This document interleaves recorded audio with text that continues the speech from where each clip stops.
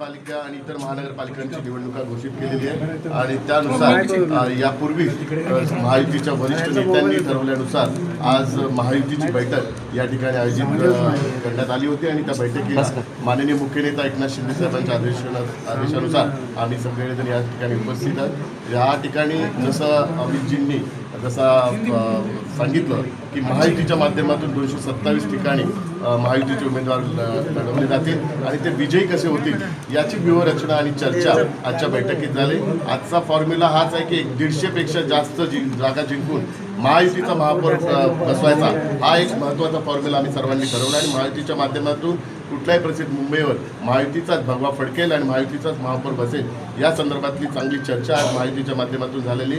आमच्या सर्वात महत्त्वाचं प्राधान्य म्हणजे महायुती कशी जिंकेल आणि महायुतीचा महापौर कसा बसेल ह्या दृष्टिकोनातून आम्ही सगळेजण प्रयत्न करणार आहोत। जागांच्या बाबतीत आमचं कुठलाही मतभेद नाही, आमच्यात चांगला समन्वय आहे। आम्ही सर्वजण समन्वयाने आणि सामंजस्याने महायुती कशी जिंकेल या दृष्टिकोनातून संपूर्ण काम करणार।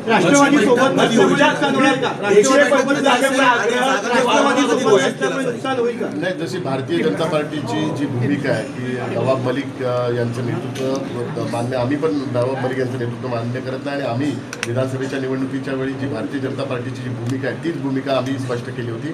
त्यामुळे तीच भूमिका ठेवून नवाब मलिक जर मुंबईचं नेतृत्व करत असेल तर आम्ही कुठल्याही परिस्थितीत राष्ट्रवादीची बरोबर युती करणार नाही आहे। जी भारतीय जनता पार्टीची जी भूमिका असेल तीच भूमिका आमची असणार आहे आणि आम्ही महायुतीच्या माध्यमातून मुंबईचा महापौर कुठल्याही परिस्थितीत या ठिकाणी मराठी महापौर त्या ठिकाणी आम्ही बसवणार।